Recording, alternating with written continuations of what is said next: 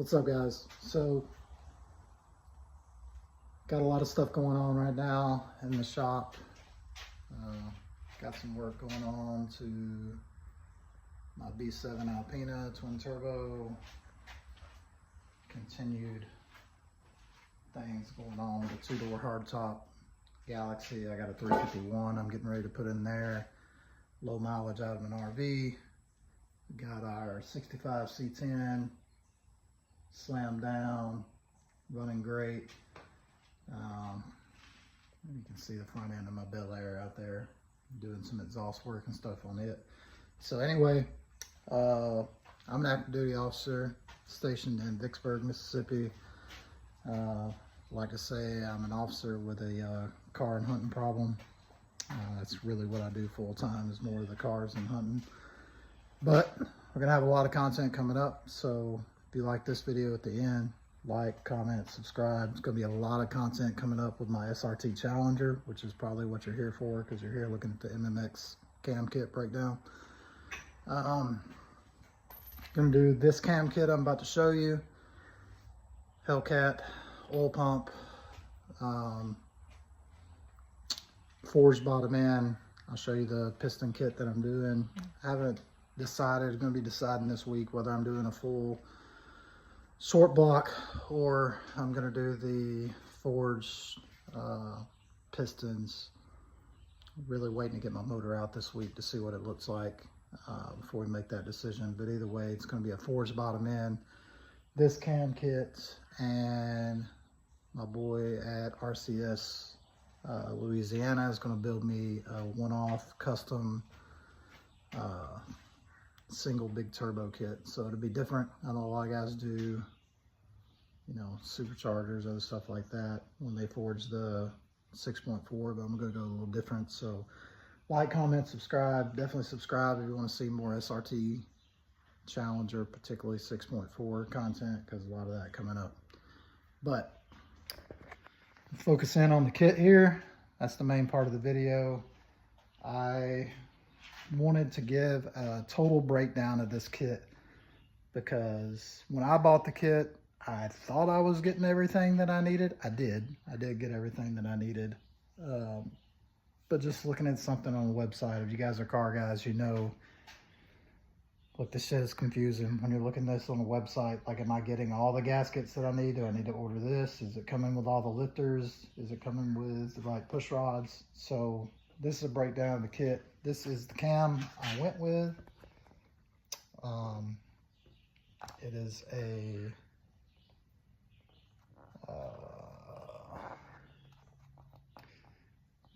270 intake, 284 exhaust. This is the MMX max effort cam. It's an NA cam, but like, don't be like super confused. You can take an NA cam and still run force induction. I wanted a heavy chop just in case I don't go force induction. Well, I want a heavy chop regardless. It's all about the chop. But comp cams, 278, 284 max effort MMX cam, right? So this kit came with that. Comes with all the gaskets. So, right, you're gonna have to take your heads off, intake off, timing cover, all the gaskets that you need to do the cam swap it comes with, which is nice. It's kind of a one-stop shop. You don't have to wait on a million different parts to come in. Comes with the PSI Performance springs. Very nice. I didn't open up this box, but like, just know it's another box of Hellcat lifters. These are all Hellcat lifters and trays, 4 of them obviously. Good quality. They're all, you know, low power branded parts. So got your guides, chain, all your push rods. I didn't open this up, but just so you know, this is basically all. Every time you take your heads off, you're gonna have to go back on. They're one-time use bolts, so this is all your bolts, your head bolts, all the bolts that are gonna go on your heads and your bolt down setup for your cam. These are the MMX billet MDS plugs. I went with the billet ones. You don't have to. I just did a lot of research online, and everything I saw from anyone who had did the non-billet plugs and then opened their engine back up and kind of seen like the wear and stuff on them, I don't know. I'm pretty particular about my car, particularly this car, because I'm going to have, you know, counting this car, which is pretty expensive.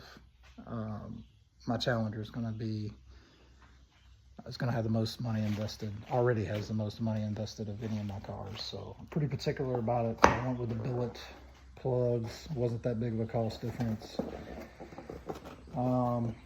This is your MMX spring locator kit. Comes with all that stuff. But this kit overall was, I want to say like $22.49 shipped. And it's everything, right? With MDS delete.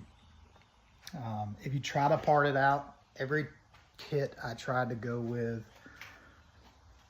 and try to like make my own deal, like a cam kit with a different MDS kit. You know, a lot of the cam manufacturers that I was looking at didn't particularly have an MDS kit. So, and you know, then you're trying to piece together the two kits, and am I getting all the gaskets I need? Am I getting the springs? Am I getting the rods? Am I getting everything that I need? And I really just didn't want to go through that. I wanted a one-stop shop. Everything MMX has that. RCS Louisiana that does all of my like heavy lifting work in the newer cars. You know, I do the builds on my older stuff, you know, stuff like this. I do motors, transmissions, swaps all day. But like this spaceship and my Challenger, you know, just being honest, I'm not at that level yet. I'm not comfortable. Even if I am at that level, I'm not comfortable believing I'm at that level yet. But I wanted a one-stop shop for everything. This comes with everything. Highly recommend MMX. You know, just seeing the quality of this kit and knowing the quality of RCS Louisiana. Just check those guys out on Facebook, by the way. They built a lot of crazy stuff. Did the cam and the tune in my Silverado, but that's like, you know, that's a Tuesday at lunch for them. They do a lot of custom turbo builds, stuff like that, which is what I'm going with my car. I just want to do something different. You know, I just got back from Hotrod Power Tour with my oldest son. You know, I saw a lot of, oh, there's a luxury watch laying on the ground that I luckily didn't break. Just got back from Power Tour with my son. Went on leave with the military, went on that. A lot of SRT8s down there, obviously. It's a pretty common car. A lot of Hellcats, a lot of superchargers. My car already with the 392 was a nitrous car. I never sprayed it. Planning to spray it on Power Tour, but you know, once I drove over 1,000 miles there, I kind of decided not a great spot to send piston 3 or 4 exit left. So didn't spray it, and then got back, had a little bit of a lifter tap. I mean, we ran the car hard. We ran the car really hard. Went down with my buddies, father and son, Anthony and Dylan Robertson, and their West Coast Customs and Collision 84 Monte Carlo with LT4 ZL1 swap. It's a body swap. We ran them hard. Go in there, being there, coming home. So had a lifter tap, decided I was going to do the cam, you know, and just going to go ahead and take care of everything while we're in there. But like I said, great kit. I would recommend. I am not sponsored by anybody, much less MMX. I'd highly recommend this kit for a one-off kit. I'm going to take this to RCS this weekend, and then they're pulling my motor on Monday. So you want to stay tuned for that. They're going to pull my 392 on Monday, and the lifter sounded pretty bad. I'm 98% sure it was just a lifter tap. But when we get in there, see what we got, we're gonna judge off of that. Sorry, I'm sweating like crazy. I live in Vicksburg, Mississippi. I'm stationed here. This is like the hottest place on earth.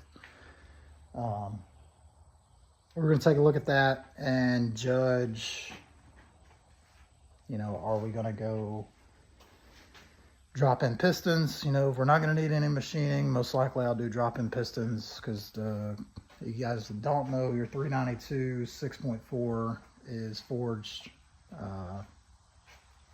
It's forged from the factory. Your crank.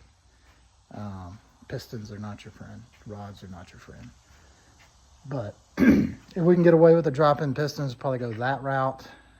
And if we go that route, that opens up a few extra $1,000 that I already had planned into the build. Then I'm going to do the single turbo.